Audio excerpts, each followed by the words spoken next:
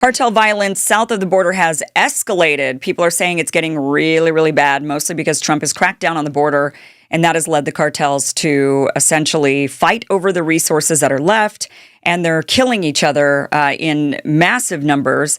Not only are they warring with one another, but they're also warring with the Mexican government and with just general civilians. Over the weekend, a young TikToker was murdered on camera. I'm not going to show you the actual assassination video, but this is Valeria Marquez. She's 23 years old. She was 23 years old. She was live streaming from her beauty salon that she owns in Mexico, and a hitman came in and killed her while she was live streaming. People saw this. I saw this. The people that were watching live were horrified to watch her be assassinated live on video.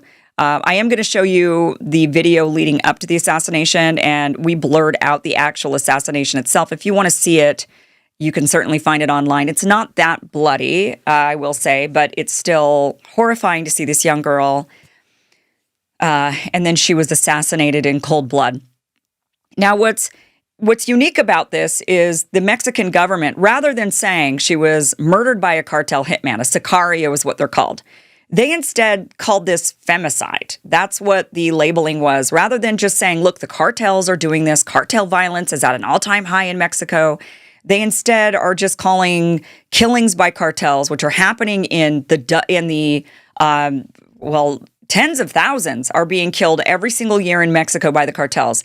The reported number is about 30 to 40,000 people annually are killed by the cartels in Mexico, that it's only worsening right now because of the border. Trump cracking down on the border has caused the cartels to fight over the money, who's making the money, there's less money to be made, and they're fighting over it, and it's ramping up, it's getting worse. And of course, many of these people were flooding into our country. Many of them were facilitating the human trafficking of people into our country. And people want to paint the border crisis as just these are people looking for a better life, and families and individuals, and they just want to make a living for themselves. And the truth is, a lot of this was cartel driven. A lot of this was human smuggling. A lot of this was drug trafficking. A lot of this was terrible stuff that was happening that now luckily is being cracked down on, with Trump actually going after the border. And that's one of the good things I do think that he's done for the country. I know there's a lot of things that many of us think he's not doing so great, but one of the things that has been really great has been the crackdown on the border. Now, the reports have now come out that Valeria's the one who hired the assassins, the one who hired the hitman, was her ex-boyfriend, who is a member of a cartel, and he sent the sicarios after her to murder her. It wasn't femicide. This was cartel violence. Now, some people say, well, that's her fault for getting involved with a cartel member. She shouldn't have had a cartel boyfriend that she breaks up with. And then, of course, he's going to come after her and hit her and put a hit out on her, which there was a former girlfriend of his from 10 years ago who also showed up dead in a ditch, a model who he apparently was involved with, and she's now dead as well. People say, well, that's your fault. What were you expecting when you got involved with the cartel? Well, let me ask you, if a cartel member comes on to you and you're in Mexico, do you have the option to say no? Is that something you actually can say? Can you say no to a cartel member when they ask you out, or when they ask you to marry them? Or, El Chapo had how many wives? How many of those women do you think could actually say no to him and survive? Speaking of El Chapo, 17 members of El Chapo's family are now in the United States. They have sought refuge. Over the last 4 or 5 days, the Trump administration has let in 17 members of the El Chapo family. Why is that? Because, and this is them. Here's a video of them crossing the border on foot. They were only allowed to take luggage. So I guess no one knows what the nature of the deal was. It's been criticized by Democrats. Chuck Schumer saying, wow, Trump's just rolling out the red carpet for El Chapo's family. He murdered 30, 40,000 people is who people think the number that El Chapo murdered. And we're rolling out the red carpet for the family and letting them into the country. What happened was the son, so El Chapo was arrested and incarcerated in 2017, or extradited by Mexico into the United States in 2017. His son in 2023 was also incarcerated, and his son is the one who did the deal. There's his son. His son made sure that 17 members of the family, because he's going to rat out, he's going to turn on the cartel, and he's ratting them out. And he said, you got to give my family some safe haven. And so 17 members of the El Chapo family are now here in the United States. Let me just show you a map of the cartel This is the cartel activity in Mexico. These are the territories of the cartels. So it's pretty much the entire nation has been overrun by cartels. And yet, what do we hear in the news? We just hear a lot of, it's just crime, general crime in Mexico, femicide when a woman is killed. El Chapo's family's led in the United States with really not much news media talking about it. And the reality is that cartel crime south of the border is escalating, if not skyrocketing.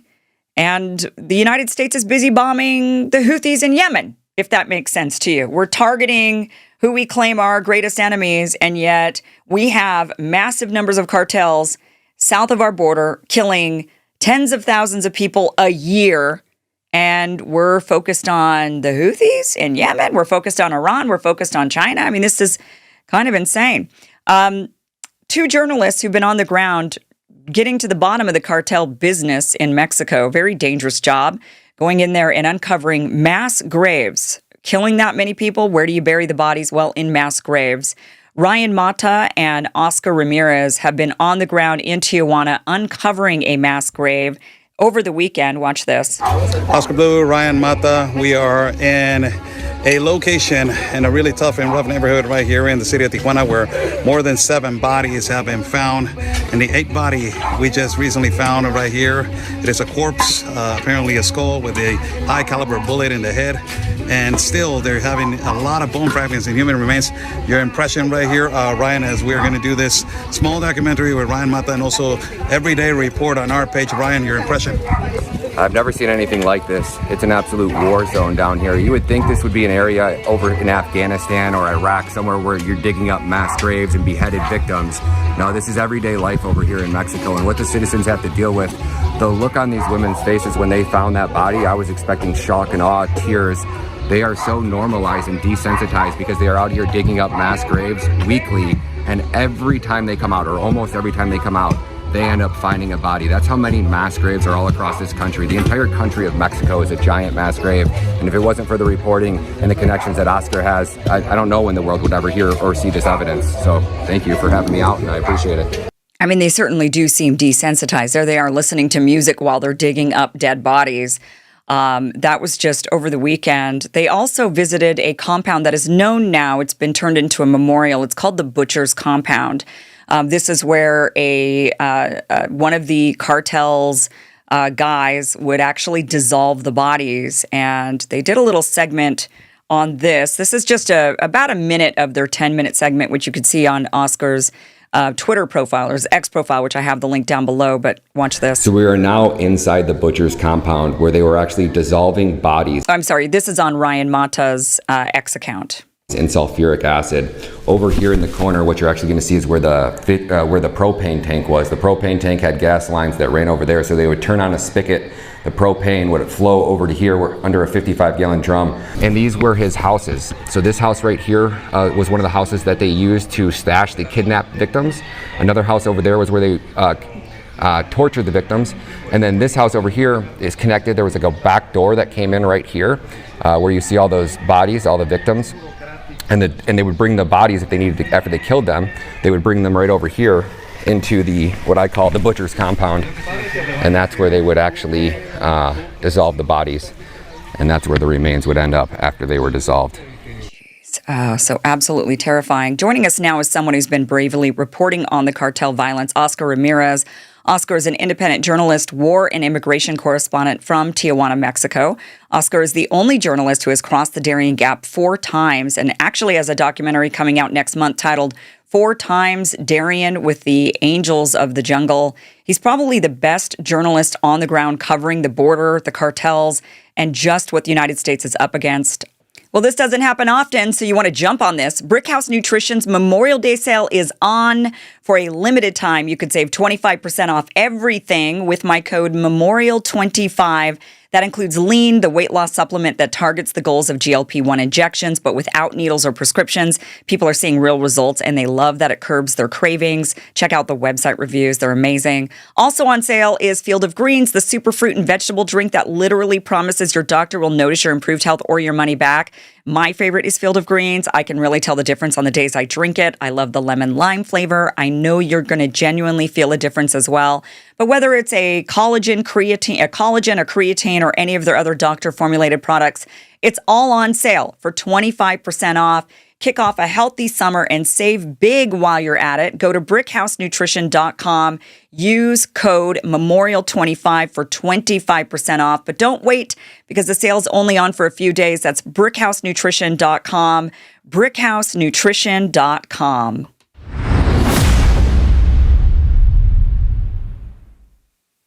Oscar, welcome to the show. Thank you so much for being here. It's a pleasure to be with you, Kim. Thank you for the invitation. I have never covered this subject before. I'm a little ashamed now that I've thought about it. I've been doing this show for many years, and I don't think I've ever covered the violence, the cartels. I mean, of course, I've covered the border, the Darién Gap even, but not so much in the depth that we're going to go into today when it comes to the cartels and the crisis at our southern border. Here is the United States bombing the Middle East, going after the Houthis, and what you've been exposing is that we've got a serious issue. Just right here, right on our border, we have a serious issue. One thing you've said is that this has escalated. It escalated under Biden. Explain to us what the differences were. You've been to the Darién Gap 4 times. What has been the difference between prior to Biden and now, and then under Biden and now under Trump? Well, it exploded under the Biden administration: human trafficking, human exploitation, exploitation of women, child trafficking, and everything just came together. It became a multi-billion business, the trafficking of humans, not only in Mexico and the borders with Guatemala, but also in Central America and South America. And it grew. The cartel grew 2 times bigger in territory and technology and efficiency, and also on land.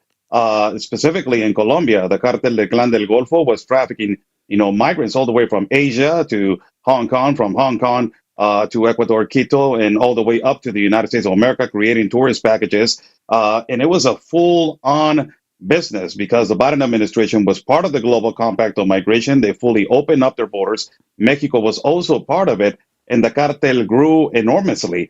And not only with the exploitation of children and trafficking of children, trafficking of humans, but ultimately also with drugs, synthetic drugs, and fentanyl, and cocaine in the country of Mexico.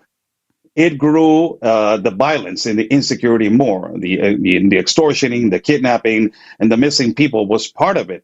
Now that the Trump administration has completely shut down human trafficking, it has decreased. The pressure of the tariff and labeling the cartels as terrorists in their country has pressured the government of Mexico to do something about it. And they deployed 10,000 National Guardsmen to the front door with the United States of America on Mexican territory. That has put a little bit of pressure to the cartels, but ultimately, because it has been completely shut down to human trafficking, now the cartels have pivoted back to where they were before. That is internal violence, internal distribution of drugs, and ultimately the number one threat, that is disappearing of evidence. How they're disappearing the evidence? Well, basically human mass graves all over the country. Just 3 months ago, there was the biggest human mass grave that it was discovered in possibly in these past 2 decades. It was categorized as the Auschwitz of Mexico. More than 200 shoes were found in this particular place, and the cartel that it was signalized is the CJNG. There has been internal wars between cartels, and the reason why is the United States of America has in their power the 2 kingpins, that is El Chapo Guzman and El Mayo Zambada, and others that they have been extradited. It has destabilized the situation in Mexico, and of course, these internal wars were bound to happen. But explain to me what you think the policy was that shifted from Trump during the first term and Biden that created the crisis, that made it so much worse. Well, Donald Trump immediately got out of talking about immigration and violence and open borders. Donald Trump got out of the global compact on migration of the United Nations, secured the border. And ultimately, there was a one point that Donald Trump said to the Mexican president, Andrés Manuel López Obrador at that time, I will apply a 5% tariff on you if you don't secure the border.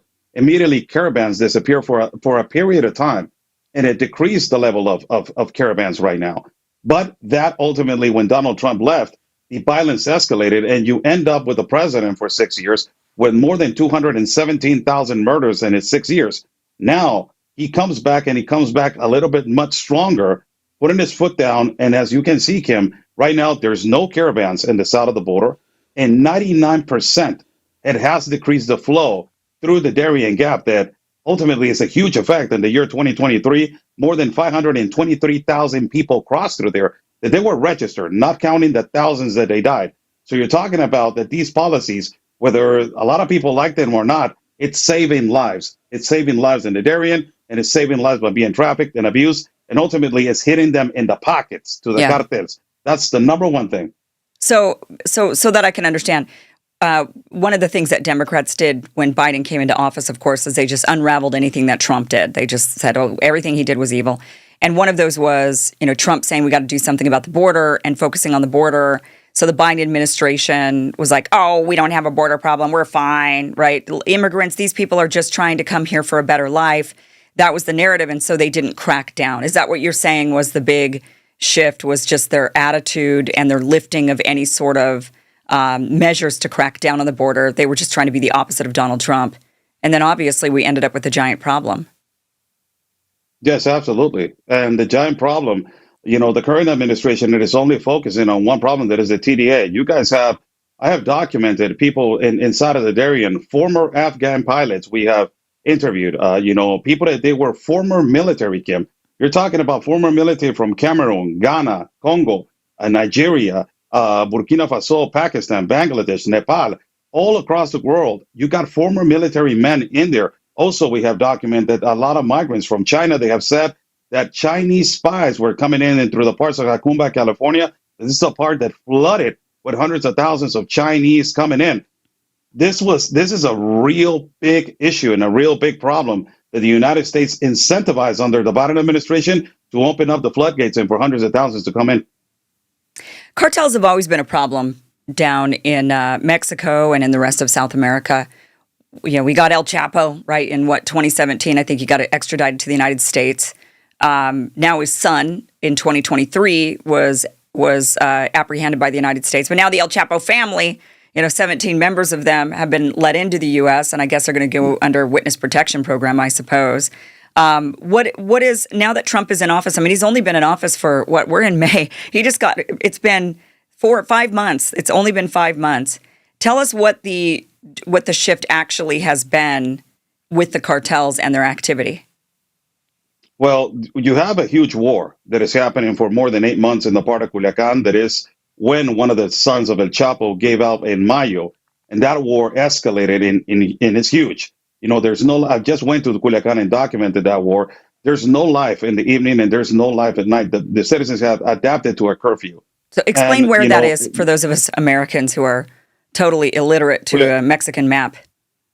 Culiacan, Sinaloa is down in the southwest of the country. It is the epicenter and of the of the main, basically command of the cartels of El Cartel de Sinaloa into the northern borders. So this war has been going on for 8 months.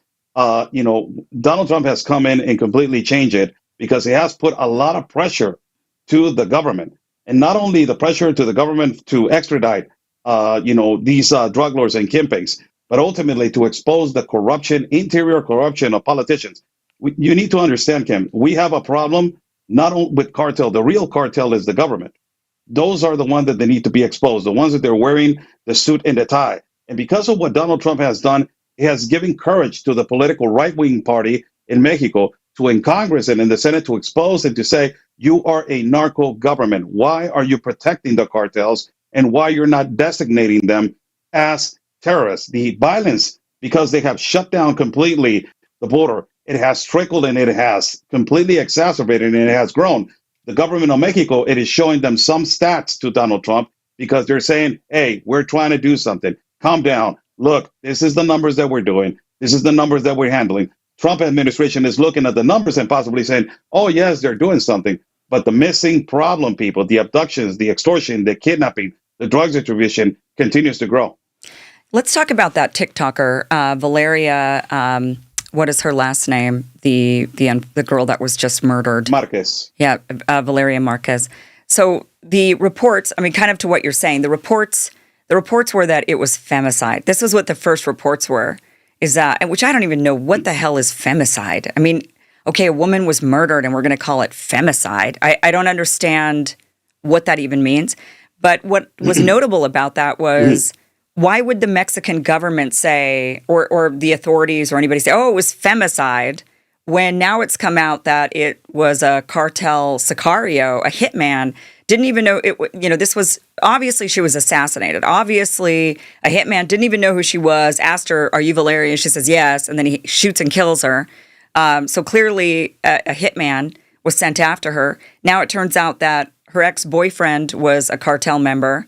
So why would the government, I mean, is this part of the problem where the Mexican government, I've noticed this, where, people will get killed. It's obviously the cartel. Everybody knows it's the cartel.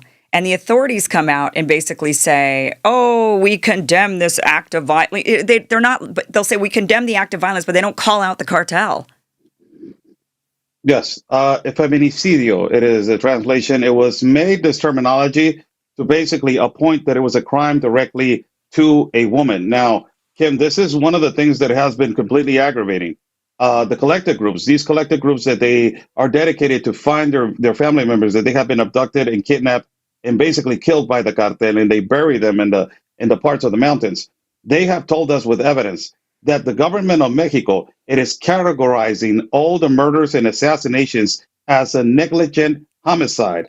So they will have the stats and statistics giving to the United Nations that they're in cahoots with the corrupt United Nations. And the United Nations, it is categorizing this as manslaughter or as a negligent homicide. It is not an intentional homicide. So this is why the government of Mexico has low numbers on homicides. You will have a lot of negligent homicides, and you will have, oh my God, there's a huge percentage of that. But intentional homicides, you will not have that. Why? Because they're protecting exclusively the cartels and the organized crime. This is the number one reason why the president of Mexico, when she got pressured to designate the cartels as terrorists, she said, I'm going to change the Constitution to create a law that it will protect us by us designating them only. So this TikToker, that it was, yes, it was a complete, hit to her. It was her ex-boyfriend, that it was part of the CJNG. Apparently, it was an act of jealousy.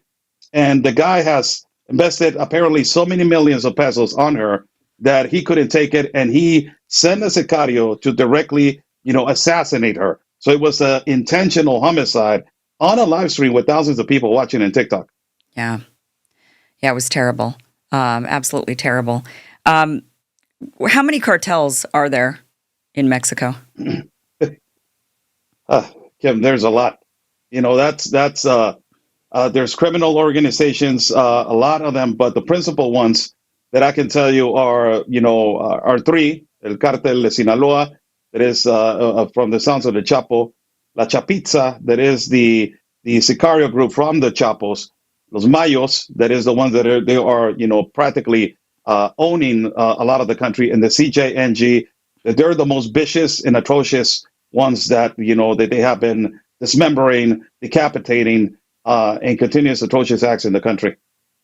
The place where you and Ryan visited, the butcher's compound, which cartel was he working for? It was an organization of Sinaloa. That started happening because it was the Arellano Felix had this member that his name was Teo. When one of the brothers of Arellano Felix got arrested, he thought that he was going to be the one that was going to be the leader of the organization, and he got kicked out. So he betrayed them, and he went with the Sinaloa cartel, and that ended up in the most bloodiest war in 2006 until 2009. He belonged to the Sinaloa cartel, and he was massively operating on these mass graves with these kind of people. Is this still happening? Absolutely. We were just recently, every day, Kim, every day you will find a mass grave. Just 3 days ago, two minors were abducted. You have these. This is the other way that the cartel is operating. They have grown 2 times in technology. This is what I've said. They operate through influencers, through bloggers. They invest millions of dollars in their platforms so they can, basically money launder, and also they can bring in, young young members to the cartel organization. They offer them exacerbated quantities of money. They tell them, you have to do this hit. It is not about this job about driving drugs or trafficking drugs. It's about doing assassinations, extortion, kidnappings. And then after they do what they had to do, they abduct them, they kill them, and they bury them. It's continuous. It's every day you will find mass grave. The whole country of Mexico, it is a huge mass grave. How many people are killed every year? Oof, the statistics of Andrés Manuel López Obrador from just his 6 years of governments, it says that it's 217,000 people Jeez. that they were assassinated into, activity, cartel activity. Right now, the statistics right now with Claudia Sheinbaum are extremely manipulated.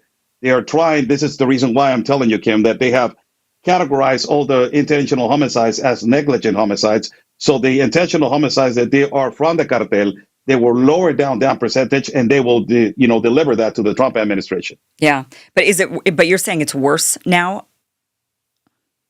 The war, it is worse now. Yes, The war, insecurity and abductions and extortions, it is completely worse. Who is the war between? Right now, between the Chapo, El Mayo, and ultimately the CJNG, it is in current and constant war with the military. Not too long ago, he ambushed a convoy of military men in the part of Jalisco and Michoacan, where almost 6 to 9 military men were assassinated by the cartel. We were expecting, a public speech of the president addressing that she was going to go after them, but nothing happened. So it's the cartels against the Mexican military, or is it the cartels against each other? The cartels against everybody. Right now, it is a whole destabilized situation. Donald Trump has shut down a multi-billion market that is human trafficking, child trafficking, women exploitation, and with that, also in caravans that I have walked 12 of them, they had a lot of infiltration of carrying illicit synthetic drugs also in backpacks. So it was a market. It was a huge business. Now that it's shut down, it has created animosity to pivot back into only trafficking of synthetic drugs. And because of the pressure of Donald Trump to the president Sheinbaum, it has, they have to decrease the violence. They have to decrease the trafficking. So it has created, animosity among them. Okay. Because they're competing for money. They're trying to get the market, and they're competing, and because now the market has shrunk, is what you're saying. They have one less. Absolutely. Yeah. Okay. So they don't have the human traffic anymore. So they've got these other things, and they're all fighting for who gets those resources and who can make the money off of that. I see. Okay. And Trump is doing something about that. Do you think? Oh yeah. Well, his policies, just shutting down the border, has helped to basically cut down the market. But ultimately, we have a big problem, and the big problem is that the Mexican government, it is so corrupt that they're not taking care of the number one root of the problem, that is the insecurity and the power that the cartel has expanded to. And through the 3 levels of power, it is absolutely enormous. Under AMLO, there were more than 37 political candidates that they were killed. Yeah. Just last week, one mayor was assassinated also in her rally under President Sheinbaum's authority. So it tells you the level of insecurity and the level of power that a lot of these cartels, they put the right person in Congress, and they put the person that they want to be a mayor or to be a governor. Yeah, they've got control over the politics. Do you think that President Claudia Sheinbaum is afraid or working with the cartels? I think that she is controlled. The majority of us, we think that she is controlled. She doesn't take the decisions on this. There's a spider web of people that we know that those are the dirty politicians that need to be exposed. But the decisions of the country, we know that she's not taking them. There's other people that they are much powerful. These drug lords and kingpins that they specifically say, this is what needs to be done. And, other than being afraid, I think that she's controlled. More than everything, I think that, she cannot make and execute the decisions because of the level of power that is on top of her. But, basically. Yeah. Have you looked at the other South American countries? Is Mexico, which ones are the worst when it comes to cartel violence? Colombia and the trafficking that I saw with humans between Colombia and Panama in the jungle. That's the worst, is Colombia. Yes, Clan del Golfo. I don't know why the Trump administration has not designated them as a terrorist organization. They're the ones that perpetuated this mass illegal migration into the United States of America, and they're the ones that they orchestrated all of this. Through their jungle and through their territory was the most mass of hundreds of thousands of people crossing, and they push that, and they make billions of dollars, Kim. That is a terrorist organization, and they're the ones that they basically distribute the cocaine into Central America and into the territory of Mexico. So, one of the organizations that also is getting hit financially right now, it is the Clan del Golfo cartel in the part of Colombia. Okay. So, and the Trump administration is not doing anything to crack down on the Colombian cartels at this point. Well, they're not designating them as terrorists. I don't know why. Mm-hmm. They should. That is the criminal organization that they should be investigating. And they're the ones that they are in cahoots also with the TDA. The Tren de Aragua not only operates, and they don't do them, walk with hundreds of them in caravans and also in the Darién Gap. You don't recognize those people just by tattoos. You recognize them by their mode operandi. And their mode operandi, a lot of them, the exploitation of women, they use a lot of the females to just do the trafficking and to do the drug distribution and to ultimately do the trafficking of children also into every border. So that's Venezuela and Colombia? Yes, there's the border. I was there in the border with Cúcuta, Simón Bolívar, and Francisco de Paula, Santander. That those are borders between them on each other. Mm-hmm. Where would you rank the Mexican cartels? If you were to rank the dangerous and terrible cartels that are causing us problems, with Colombia being number one, where would you put the rest? Next to the, I think that the cartels of Mexico are number one. Oh, you think they're number one? Else. Yes, absolutely. They're extremely vicious and they're extremely dangerous. Mexico has right now 5 cities on the top 10 for violence and delinquency and homicides, and all of them are from Mexico, on the world. So it tells you the level of insecurity and the level of violence and how vicious they are in terms to when it comes to their torture, strategies. Kim, when we went to this butcher's compound and all of these places where you have, the mass graves, the land and the territory of the cartel divides in 3 places where they get abducted. There's another place where they get tortured and assassinated. And then there's another place where they get buried. What kind of crime will you call this? This is more than terrorism. This is completely inhuman what they're doing. Yeah. What's crazy is when I read about that butcher, they only sentenced him to 10 years and he was set to get out after 10 years. I mean, this guy was dissolving bodies all the time and he was set to get out. And then they extended his sentence or they resentenced him or they reconvicted him or something. And now he's going to be going in for 30 years, which he's like 70 years old. So he's not going to get out. But they said even that the 30 years had nothing to, it wasn't in connection with the dissolving of the bodies, that they were putting him away for drugs. It was for drug trafficking and not for the actual getting, murder or dissolve. I don't know if he murdered them or if he was just delivered the bodies. Do you know? Did people ever come to him alive and he killed them and then dissolved them? Yes. We have an interview with Mr. Osegueda that he was the leader and activist that found this place. And actually, sadly, his son was dissolved and he was on this mass grave with more than 16,500 liters of, decomposed bodies underneath this mass grave. But the process was a lot of the times they were dead, but a lot of the times it's like the compound that I just explained to you. There was another piece of land in front of this butcher's compound, and he had a house where they abducted him. They have another house of torture. And then from there, when they were assassinated, they will drag the body and boil it on these barrels with acid. So it was a whole process for him to do this. Yeah, I can't believe that they didn't convict him for that. Instead, it was, we'll give you 10 years. That's the level of corruption. Right. That's the level of corruption. Yeah. Wow. What do you think the U.S. government? Well, first of all, with the El Chapo family coming into the United States, do you think do you think they'll behave, or do you think that there's going to be cartels set up here in the United States? No, I believe that they're running away and they are, basically asking for protection because the war has escalated so much. This is going to create another war. It's going to escalate more because Los Mayos, the opposition that they're going against, they're going to know that they're vulnerable. And possibly they're going to know that they are collaborating now with American authorities. And that is going to escalate for Los Mayos to believe, oh, we're winning. We have the opportunity now to take them out in the part of Culiacan. Also the Mayos have been assassinating also influencers and bloggers. Mm-hmm. They put out this banner to assassinate a lot of the influencers and banners which they were basically promoting cartel activity and music and all of this.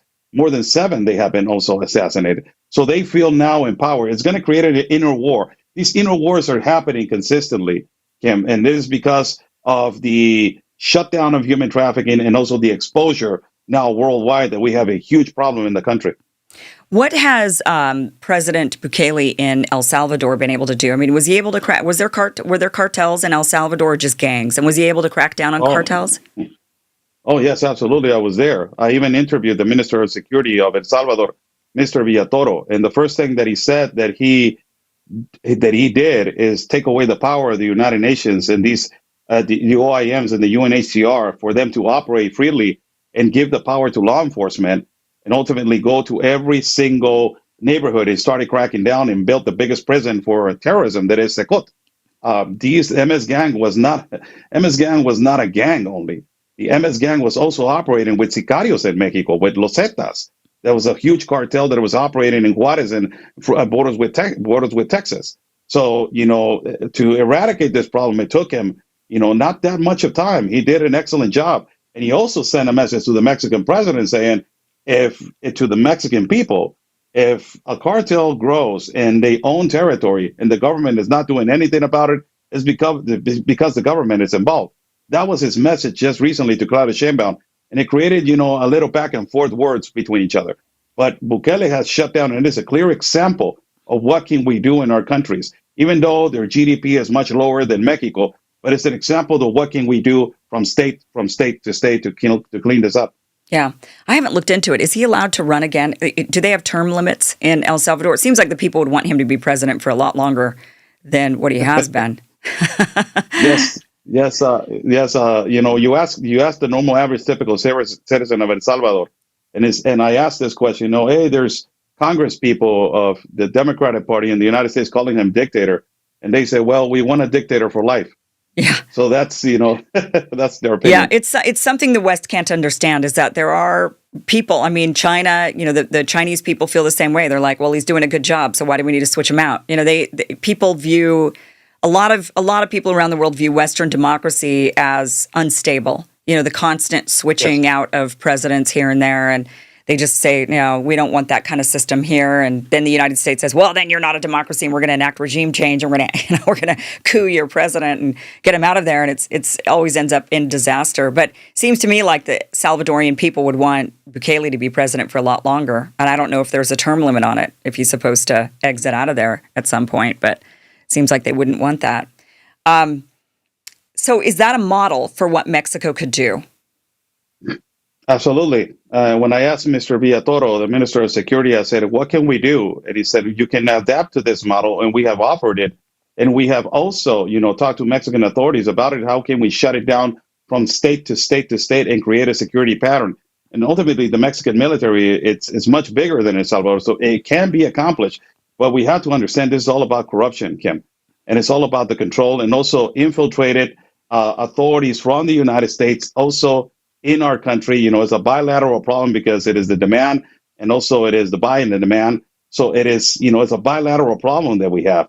Yeah. So it has been offered, this system, but they don't want to adapt it because the business, the millions, and the corruption. Yeah, tell us about that bilateral problem. Recently, 3 Border Patrol agents were arrested for being involved in the trafficking scheme. Yes, in the San Isidro Port of Entry. These 3 agents, they were basically American agents, right? Yes, yeah. Customs and Border Protection. These agents are standing in their toll booth where they check the documents of the vehicles. Just to understand, Kim, the San Isidro Port of Entry is the most transit port of entry, a vehicle port of entry, and pedestrian in the world. So it has thousands of vehicles coming in. And what is aggravating is the audacity of the cartel to go up and try to negotiate with the Customs and Border Protection agents and to convince them, to let them know, this amount of quantity of money you can win and you can make if you let this shipment go in. So apparently these three Customs and Border Protection agents, they were letting the cartel know at what time they were operating hours, and they were let the vehicle in with illegal aliens. This is the other thing is that is aggravating. These illegal aliens that were untouched, undocumented, and being let in on the vehicle, they were paying exacerbated quantities amount of money to be smuggled, between $25 to $30 to $40,000. Why? Because possibly they were potential terrorists, or they were potential aggressors, or a person of really special interest in the United States of America to be let in, and that is the only way that they were let in. So these people had the money and the economy to pay to be smuggled through there, and these three agents, they were basically busted, arrested. Now they're in process, an investigation for conspiracy or trafficking illegal aliens and letting them enter to the United States of America. Seems like if I were a high up in the cartels, I mean, the first thing I would do is I would recruit a bunch of Americans and get them to work for Border Patrol, get them to work inside of the American government. I mean, that's another problem. Yeah. That's another problem, Kim, that, the Biden administration, it is the collateral damage that they have done is irreparable. And it is not only, it's a collateral damage from Mexico all the way down. It is how much they have infiltrated in their border. It's a lot, and the incentive of millions of dollars for just a border patrol to be standing there and to see this happen. A lot of them, they were in cahoots with the organized crime as NGOs that we discovered multiple NGOs that they were working with the organized crime in the Cartel in Arizona, in Texas, borders with Sonora, and other places like Chihuahua. I mean, you've been reporting on this and pretty outspoken about it. Are you in danger? Absolutely. Yes. I have moved 3 times from my address. My son, I have moved them 2 times from his school. And it's extremely dangerous we have to be really smart and intelligent about, how we move around and what we say in the particular points of when we know that we need to lay low and just not go out. It's extremely dangerous. Mexico is the number 3 for assassinations towards journalists in the world. So it tells you the level of insecurity that is over here. Who's number 1 and 2? I think I know number 1. I don't know who number 2 is. Number 1, I'm pretty sure is Israel. Well, number 2 is yes. Which country would be number 2? Just out of curiosity. I will not. I know. I do not know, but I just know. But you just know Mexico's number 3. Okay. Mexico's number 3. Yes. So just break it down. What does the U.S. need to do to crack down on this to ensure that this problem? I mean, on one hand, a lot of people listening might say, well, I'm America first. And so, Mexico's problem. But obviously, Mexico's problem has become the United States' problem. But it seems like Trump has largely cracked down on that. So maybe the rest of it is now just Mexico's problem, right? I mean, if the cartels can't smuggle product through into the United States, and they war with each other and they war with the Mexican government, that's like Mexico's problem. I mean, but ideally, we don't have a failed state or an extremely violent state just right there on our southern border. That's not healthy. Why are we focusing on these countries all around the world when the country right below us is having an issue? So what would you say realistically the U.S. needs to do, and what does the Mexican government need to do in order to crush this problem and fix it once and for all? Well, what Donald Trump has done, first and foremost, it is that has given courage to the right-wing political party for them to start speaking and for them to start saying this is a narco-government. Second of all, what has happened has been that, they have been exposing so much the dirty politicians that now you have revoking of visas. That's another topic that it's important because the governor of Baja California has been accused, and there has been a lot of accusation of her and her husband having illicit accounts of bank accounts in the United States of America that they have been frozen. So the number one thing that needs to happen, Kim, is to expose the dirty politicians, the ones that they're holding the spider web, and this will give a wide opening of what people can do and people can demand to the government, because us that we live over here, we know that the Mexican government is the real cartel. We know that those are the ones. The kingpins and drug lords, we know that there's like a chess piece. They can move them, extradite them, and then put one again. Yeah. So what the Trump administration actually it is doing, they need to pressure more and expose more the dirty politicians that they are actually in cahoots with the cartel. And I have said this many times before, how far away are the American politicians at the border as far as different as the Mexican politicians. They're not that far away, Kim. A lot of them, they knew about the massive illegal trafficking, that it was happening through their borders. How can Gavin Newsom not know that there's hundreds of thousands of Chinese coming in and through their border, and ultimately also in Arizona, the enormous trafficking? So it's a lot of bilateral, guilt, and a lot of bilateral also, relation with all this problem. Yeah, and as you mentioned, the government recently canceled the visa of the governor of Baja California and her husband, and the governor of Baja was like, "Well, we don't really know why, right?" So we're investigating. We're finding out why did they cancel our visa, and I'm sure it's because the U.S. government thinks that you're corrupt in some way, or that you've got some affiliation with the cartels, or you're not on the up and up, and so that's why they got their visas canceled. So you're saying more of that type of exposure, more of that pressure. Absolutely, more of that, and pressure the Mexican authorities to do more in their internal wars. Just recently, ICE and Homeland Security posted something on their page that said that ICE agents went inside of Sinaloa and collaborated with the Mexican authorities and dismantled 3 laboratories. This put the president of Mexico in a limb in the morning conference, where she says, because she has been completely blunt to say, we're not letting in no American authority because this is our sovereignty. This has created also a level of, instability of she's saying the truth or she's not saying the truth, or so she's hiding something, behind closed doors, that she's letting in a few, American authorities in, or if this was a secret operation. We do not know, but there's the only way to continue with these secret operations because they're actually being effective and they're being immediate. They dismantled 3 laboratories immediately, so they're being effective. I mean, I could understand the idea of, look, we're a sovereign country. We don't need this foreign country's military coming in and stomping all over. And the U.S. doesn't have a very good track record, right? The U.S. just goes all around and invades countries and is places where the U.S. doesn't belong. But Mexico's a different story. I mean, this is a country right at our border. I would be way more inclined to be in agreement with U.S. troops going into Mexico and securing and cleaning up the corruption, the crime, the cartels, because that only makes our country safer. I'd be much more on board with that than what we're doing, in the Middle East and antagonizing China and trying to protect Taiwan. I mean, all these ridiculous things, all the wars that we've waged everywhere. But how would the Mexican people feel with U.S., let's say the U.S. started operating bases and setting up, like what we do all throughout the Middle East? What if we did that in Mexico to clean up the cartels and go after them, designate them terrorists, take them out, wipe them out with our special ops? How would the Mexican people feel about that? Well, there's 2 sides of the story. A lot of Mexicans, we feel that we don't want that because we have seen the curriculum of the United States going into other countries, and we don't want that specifically.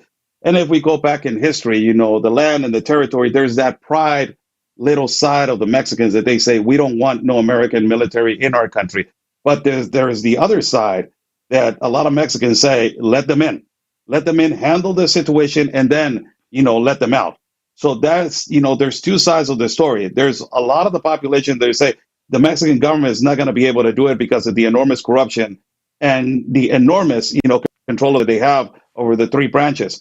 But we have talked to a lot of the military, and the military say, you know what, we have the capacity to take them out, but sometimes they say the decisions are from on top, and they tell us, do not execute, do not move forward with the mission. So it has to do a lot with the corruption, Kim. And at the end of the day, it all comes down to that. How safe are Americans traveling to Mexico, would you say? I mean, this is pretty scary hearing this. And I love Mexico as a country. I love going down there and vacationing. I would love nothing more than for Mexico to become a safe, corrupt-free country. I would maybe even live there if it were like that. I just love Mexico so much. I love the people. I love the food. I love everything.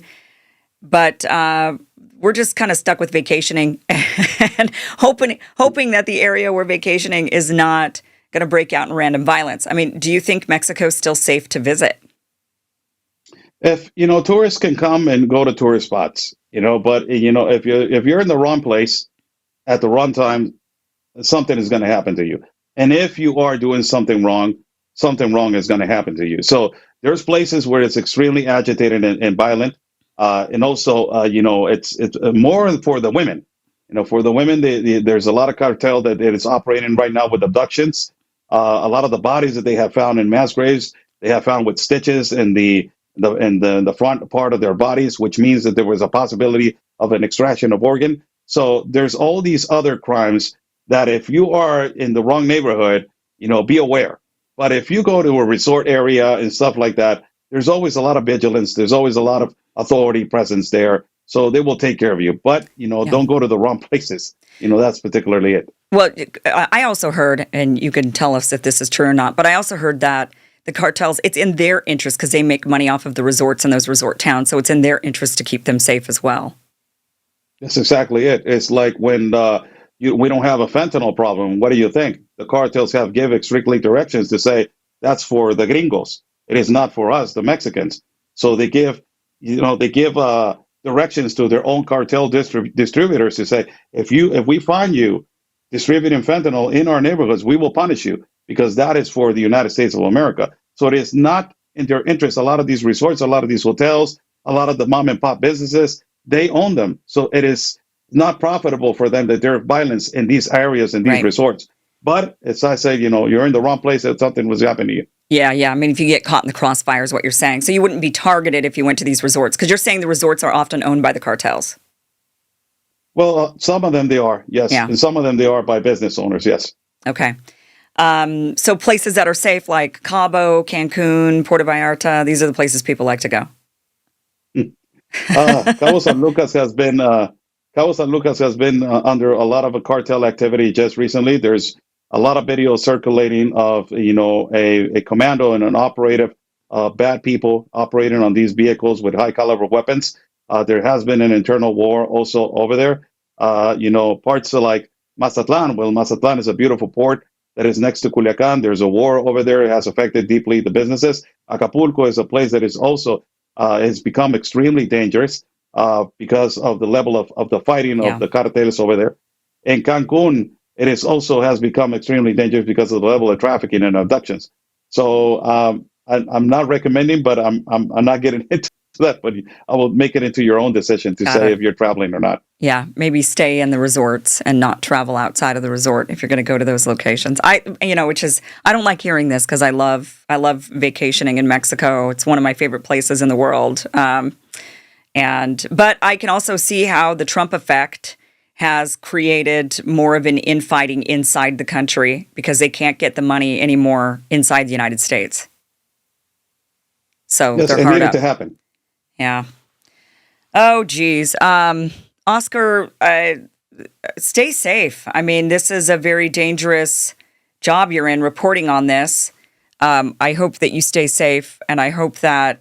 I mean, do you have hope that this will get cleaned up? I mean, what do you think the chances are that the cartels will be cracked down on and your country will be safe?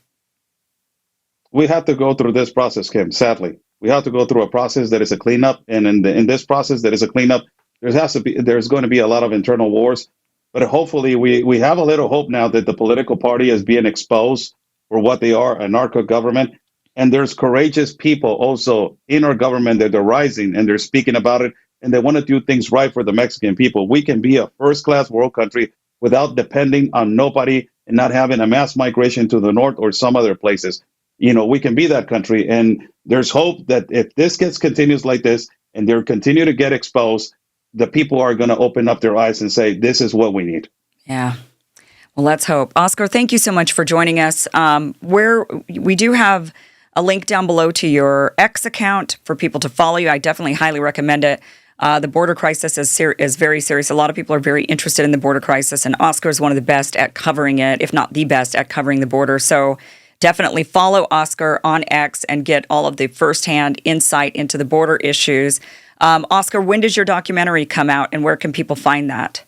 In the next month, it is going to be posted. Also, I will post it just for a premiere on X. Okay. It is called four times Darién with the Angels of the Jungle, and it is the 4 times that we have gone into the Darién Gap, exposing the NGOs, the international organizations, and the crisis that it was made by these globalists and these elitists. Okay. Is there anywhere else you'd like us to direct people, or your X is where you're going to just post everything? On the X, YouTube, Oscar Blue Ramirez, all around. It's, webpage is all around like that. Excellent. Oscar, thank you so much for being here, and stay safe. Thank you so much, Kim, for the invitation. It was a pleasure. Thank you for watching this clip from the full Kim Iverson Show, which you can catch Monday through Friday, 2 p.m. Pacific, 5 p.m. Eastern. We do live stream it every day. It's a 1-hour show. You can catch it. It is totally free. Just go to KimIversonShow.com. See you there.